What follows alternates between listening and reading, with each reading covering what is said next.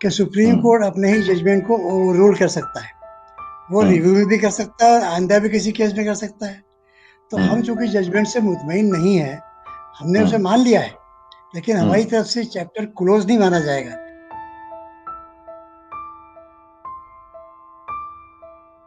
नमस्कार, आदाब, good evening, सत श्री अकाल। मैं निशांत वर्मा, आज का आपका होस्ट और हमेशा का दोस्त पल पल न्यूज के प्रोग्राम पर्दाफाश में आप लोगों का स्वागत करता हूं। आज 6 दिसंबर 2020 है। 28 साल हुए बाबरी मस्जिद की शहादत को, 28 साल हुए। इस मुद्दे पे एक इंपॉर्टेंट चर्चा करने के लिए कि क्या रहा सफर बाबरी मस्जिद का और क्या आज की परिस्थितियां हैं, इस पे एडवोकेट जिलानी के पास जाना चाहूंगा। जिलानी साहब, बाबरी मस्जिद की शहादत को 28 साल पूरे हो चुके हैं। सुप्रीम कोर्ट ने जो फैसला सुनाया वो आपके समक्ष है। आप ही ने ये मैटर लड़ा था। बहुत सीधा सा सवाल है, क्या मामला खत्म हो चुका है जिलानी साहब? देखिए, हमारी तरफ से जहाँ तक फैसला है, उसको हम अपने तरफ से अगर ये कहें कि हमारे लिहाज से उसमें कई गलतियां हैं, लेकिन फैसला मानना इस मुल्क के हर शहरी का फर्ज है। और हमारे उलमा ने पहले ही तय कर दिया था कि फैसला जो भी होगा उसे माना जाएगा, लिहाजा उसको हमने मान लिया। रिव्यू पिटिशन फाइल करके उन गलतियों की निशानदेही कर दी जो हमारे लिहाज से जजमेंट में थी और है, और उसके बाद सुप्रीम कोर्ट ने रिव्यू खारिज कर दिया, तो हमने फैसले को मान लिया। तो ये तो फैसले के मानने की हकीकत, लेकिन हमारा जाहिर है कि हमको तसल्ली नहीं है, क्योंकि हम कुछ कर नहीं सकते। अब सुप्रीम कोर्ट का जो तरीक़ेकार रहा है कि सुप्रीम कोर्ट अपने ही जजमेंट को ओवररूल कर सकता है। वो रिव्यू भी कर सकता है, आइंदा भी किसी केस में कर सकता है। तो हम चूंकि जजमेंट से मुतमईन नहीं है, हमने उसे मान लिया है, लेकिन हमारी तरफ से चैप्टर क्लोज नहीं माना जाएगा। इस हद तक तो क्लोज है कि सुप्रीम कोर्ट ने जो हुक्म दिया कि वहां पर वो जगह मंदिर बनाने के लिए दे दी गई, वो हम उस पर खामोश हैं, हमने उसको मान लिया। लेकिन अगर जो कानून में गलतियां हैं, जैसे आपको अभी याद होगा, कुछ दिन पहले ही सुप्रीम कोर्ट ने अपने एक जजमेंट को रिव्यू किया।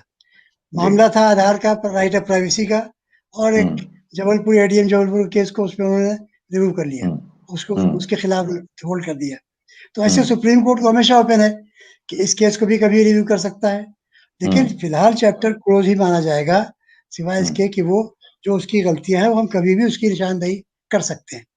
ये ठीक है जिलानी साहब, जी। फॉलो अप क्वेश्चन इसमें ये आएगा कि बिल्कुल लीगली जो मैटर सुप्रीम कोर्ट में था उसका अंत आ चुका है, उसका एंड हो चुका है, हम सब जानते हैं इस चीज को। मेरा सवाल मैं रिपीट करता हूं, क्या मामला खत्म हो चुका है? क्योंकि मैं वही रिव्यू हो जवाब सकते दूंगा जो अभी मैंने दिया है, इसलिए हम जजमेंट से मुतमईन नहीं। इसको हमने सुप्रीम कोर्ट में भी कह दिया है और आइंदा भी कहते रहेंगे। हमारी समझ में ये बात आ ही नहीं सकती है कि एक इलीगली प्लेस्ड आइडल, जिसको सुप्रीम कोर्ट खुद कह रहा है कि 1949 में फोर्सिबली रखा गया, वो हिंदू लॉ में डीटी कैसे हो जाएगा? इसके अलावा कई और सवाल हैं। सुप्रीम कोर्ट खुद कह रहा है कि वहां पर कोई मंदिर तोड़ा नहीं गया, तो जब कोई बिल्कुल। मंदिर था नहीं तो राम जन्मभूमि वो कैसे हो जाएगा? ये वो सवाल हैं जो हमेशा सुप्रीम कोर्ट के सामने किसी पैरेलल और दूसरे इंसिडेंटल या एंसिलरी मामले में अगर उठाए जा सकते हैं तो उठाए जाएंगे। देखिए, इसलिए हमसे हम ये नहीं बेहतर कह आप सकते। जानते हैं जिलानी साहब, हमसे बेहतर आप हैं, क्योंकि सारी की सारी जिले आपने करी थी। आप जानते हैं इस चीज को बेहतर। सवाल यही मन में उठता है कि माननीय सुप्रीम कोर्ट ने तो ये कह दिया कि मीर बांकी ने कुछ नहीं तोड़ा था। माननीय सुप्रीम कोर्ट ने यह कह दिया कि वहां पे कुछ ऐसा नहीं था जिसको तोड़ के मस्जिद बनाई गई। माननीय सुप्रीम कोर्ट ने उस लोगों के माने जाने विवादित ढांचे को मस्जिद करार दिया। माननीय सुप्रीम कोर्ट ने उसको मस्जिद करार देते हुए ये भी कहा कि रामलला की जो मूर्तियां हैं वो प्रकट नहीं हुई थी, लाके रखी गई। माननीय सुप्रीम कोर्ट ने यह भी कहा कि उसको गिराना, मस्जिद को शहीद करना, ढहाना, ये भी एक क्राइम है, एक गलत चीज है इनफैक्ट एटलीस्ट। माननीय सुप्रीम कोर्ट ने यह भी कहा, वो भी कहा, सब कुछ कहा, लेकिन आदेश के अंतिम कहीं पैराग्राफ्स में पानी उस तरफ बह गया। क्या किया जा सकता है नेक्स्ट लीगली? लीगली और देखिए, कॉन्स्टिट्यूशनली। मैंने आपसे बताया, ये देश एक संविधान से गवर्न हो रहा है। संविधान का इंटरप्रिटेशन करने का लास्ट हक दिया गया है सुप्रीम कोर्ट को। तो जब कभी भी सुप्रीम कोर्ट अपने ही जजमेंट में कोई गलती पाता है, वो उसको रिव्यू कर सकता है। तो आप जो बार-बार ये पूछ रहे हैं, क्या मैटर क्लोज़ हो गया? तो मैं इसलिए नहीं कह सकता क्लोज़, क्योंकि अगर किसी जजमेंट में गलती नज़र आ रही है, तो हमेशा ओपन है। सुप्रीम कोर्ट को, ठीक है, सुप्रीम कोर्ट के जजेस को और वकीलों को, पार्टीज़ को, हमेशा कि उस ओपन है। गलती को जिलानी कभी साहब, पॉइंट। एडवोकेट जिलानी साहब का बिल्कुल सही कहना है कि मामला अगर एडजुडिकेट हो भी गया है, लेकिन अगर उसके अंदर ये पाया जाता है या सोचा जाता है या फील किया जाता है, महसूस किया जाता है लीगली भी कि इसमें कहीं ना कहीं कोई एरर है, उसके प्रति कोई ग्रीवियांस है या एरर इन जजमेंट है, तो रिवीजन के लिए ओपन रहता है। जिलानी साहब, आप रिव्यू रिवीजन में रिव्यू कब जाएंगे? रिव्यू में आप कब जाएंगे सर? नहीं, इसमें तो हम रिव्यू करके हमारा रिव्यू खारिज हो गया। अब इस मामले में ओपन नहीं हमको है। इसके लिए सिर्फ एक क्यूरेटिव पिटीशन की और रेमेडी थी, लेकिन हमारे सीनियर एडवोकेट धवन साहब ने कहा कि अभी इसमें हमें कोई पॉइंट ऐसा नज़र नहीं आता जो क्यूरेटिव पिटीशन के स्कोप में आता हो, तो हम्म। उसके लिए कोई लिमिट नहीं होता। तो ओके। जो बात मैं आपसे कह रहा हूँ, उसकी कोई लिमिट नहीं है। मैंने हम्म। आपसे बताया ना कि एक केस हुआ था बहुत इंपॉर्टेंट, गोलकनाथ केस, जिससे हम्म। पूरा कॉन्स्टिट्यूशनल सिस्टम को, अमेंडमेंट पावर को खत्म कर दिया गया था। उसके हम्म। बाद दूसरा केस सुप्रीम कोर्ट ने केशव भारती का दिया, उसमें हम्म। गोलकनाथ को रिवर्स कर दिया। तो हम्म। सुप्रीम कोर्ट अपने आप को वो कभी नहीं कहता कि हम इनफेलिबल हैं। सुप्रीम कोर्ट की hmm. Chief justice J S Verma ने कहा है कि hmm. We our judgments are binding but not infallible. तो ये तो बिल्कुल, सुप्रीम कोर्ट खुद बिल्कुल, कहता है। तो इसलिए बिल्कुल। अभी ये रिव्यू हो रहा है। देखिए, अभी मैं आपको हम्म। बताऊं, इसमें भी हम्म। ये पॉइंट आएगा जो अभी हम्म। रिव्यू हो रहा है, केरला वाले मंदिर केस। उसमें सुप्रीम हम्म। कोर्ट ने कुछ पॉइंट्स फ्रेम किए। उन हम्म। पॉइंट्स में ये पॉइंट भी है, हम्म। रिलीजियस राइट का। हम्म। तो अब इसमें क्या होगा, हम कुछ कह नहीं सकते। वहां पर कोई ठीक है, मौका मिलेगा तो यकीनन हम कह ठीक है, सकते हैं कि साहब इसको भी कंसिडर कीजिए। ठीक है। जिलानी साहब, आप क्योंकि आप कम समय के लिए जुड़ पाए हैं, इसलिए आखिरी दो सवाल छोटे छोटे जी रखूंगा मैं जी। आपसे।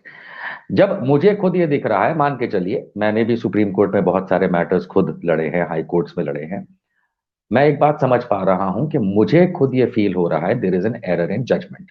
जब मैं उसको इन टोटो देखता हूं, जो आदेश है मान्य है, लेकिन उसके जो एरर्स हैं उसको तो मैं भी समझ पा रहा हूं, आम जनता भी समझ पा रही है। आपने जैसा बताया कि दरवाजे बंद हो गए हैं क्योंकि हर चीज जो appeal, approach, review, curative, revision, सारे के सारे जो भी रहे होंगे वो क्लोज हो चुके हैं। तो क्या आम जनता, और मैं इसमें किसी भी रिलीजियस कम्युनिटी की बात नहीं कर रहा हूं, आम जनता में एक चीज बैठ चुकी है कि आदेश गलत है, अब क्या? देखिए, मैंने आपसे अर्ज किया ना, हमारा सिस्टम जो है वो संविधान ऐसा है कि जो लाइफ है, और हम्म। ये कभी क्लोज होने वाली चीज नहीं है। हम्म। सुप्रीम कोर्ट को सारे अधिकार हैं हम्म। अपने बारे में, इस कॉन्स्टिट्यूशन के इंटरप्रिटेशन के बारे में। तो हम्म। जब सुप्रीम कोर्ट इसको गौर करता है, अपनी हम्म। कोई गलती महसूस करता है, तो उसको रिव्यू कर लेता है। वो ओके। उनके अपने अख्तियारात हैं। हम हम्म। इसलिए उसको क्लोज नहीं मानते, कोई चीज को फैक्चुअली क्लोज्ड माने, आप मान सकते हैं कि हम्म। डिक्री उन्होंने हम्म। पास कर दी, वो तो हम्म। फाइनल है। लेकिन लॉ हम्म। जो है, उन्होंने ले डाउन किया है कि एक ऐसे आइडल को वो डिक्री कर दिया है जिसको खुद उन्होंने कहा इलीगली प्लेस्ड है। ये लॉ हम्म। जो है, ये सुप्रीम कोर्ट कभी भी कंसिडर कर सकता है। और उसमें जब कभी भी ऐसा कोई रिकंसिडर केस कर होता सकता है, है। वो हम्म। जजमेंट ओवररूल करता है, तो उसके हम्म। कॉन्सिक्वेंसेस क्या होंगे, इस सब को हम्म। अपने जजमेंट में एक्सप्लेन कर देता है। तो आई एम मैं श्योर इसलिए वो कह रहा अपना हूँ कि वेटेज जजमेंट। लेकर है।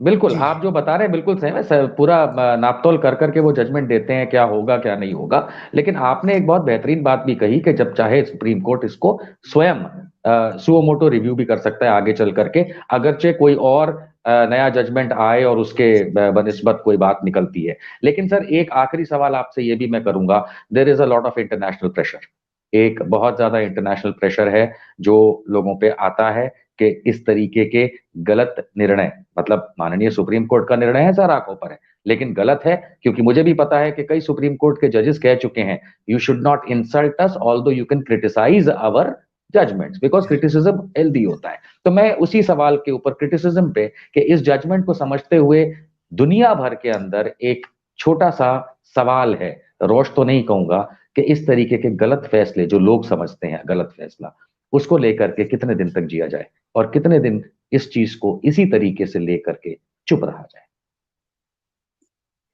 देखिए, चूंकि हमारे देश में इसकी आज़ादी है, आपने जैसा खुद कहा कि सुप्रीम कोर्ट इसको कभी बुरा नहीं मानता है कि उसके जजमेंट को आप विद इन लिमिट्स क्रिटिसाइज करें, खुद सुप्रीम कोर्ट के सामने करें, चाहे बाहर करें। तो इसलिए हमारे देश की ये स्पिरिट दूसरे देशों में भी गालिबन महसूस की जाएगी। वो भी आज़ाद हैं इस पर कमेंट करने के लिए।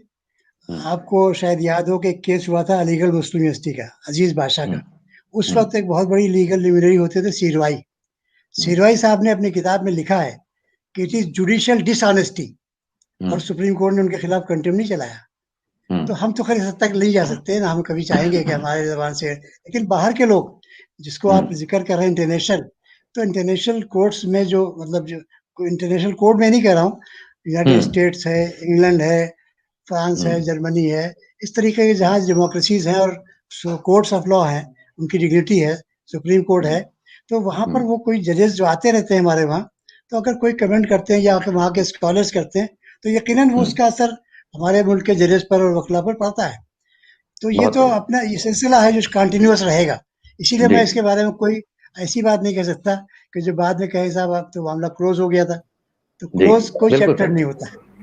अंतिम सवाल आपसे, आई एम सॉरी एक सवाल और आ गया। अंतिम सवाल आपसे ये है कि जो आदेश आया है राम मंदिर बाबरी मस्जिद के मैटर के अंदर, उसमें हमने देखा था कि 5 जजेस की बेंच है। बहुत से लोग मुझसे पूछते हैं कि निशान जी, एक जमाना हुआ करता था जब कभी कोई एक ऐसा केस था जिसमें 27 जजों की बेंच बैठी थी, यानी फुल जज बेंच जो सुप्रीम कोर्ट की होती है। क्या ऐसा नहीं हो सकता, क्योंकि सवाल आता है लोगों से, इसलिए मैं आपसे पूछ रहा हूं कि 5 से आगे चल के 7, 9, 11, 13 यानी कि फुल बेंच तक जाकर के इस मामले को सुना जा सके? क्या ऐसा कोई उपाय है जिलानी साहब? नहीं, देखिए, सुप्रीम कोर्ट की जो प्रैक्टिस है वो ये है कि एक जजमेंट चाहे वो 2 जजेस का हो चाहे 5 जजेस का हो, उसी कोर्ट में अपीलेबल नहीं हो सकता है। खुद कोर्ट उसको रेफर कर सकता है लार्जर बेंच को, लेकिन अपील का राइट किसी को नहीं है। लिहाजा हम नहीं ले आ सकते, कोर्ट कभी रेफर कर सकती है। मैंने आपसे अर्ज किया अभी अभी ये जो रिव्यू चल रहा है केरला के मंदिर वाला, ये 5 से शुरू हुआ और उसके बाद 7 पे पहुंचा और अब 9 पे पहुंच गया है। तो चूंकि इसमें बहुत से केसेस कंसिडर हो रहे हैं, रिव्यू हो रहे हैं, तो उसमें ये भी बहस में आ सकता है। कोई रिलीजियस राइट पर जितने केसेस हैं, सुप्रीम कोर्ट ने उसको कोशिश की कि सबको कवर करके और एक नया लॉ को ले डाउन करें या किसी एक पुराने केस को बेसिस बना लें। तो अब नौ जजेस सुनने हैं रिलीजियस राइट को।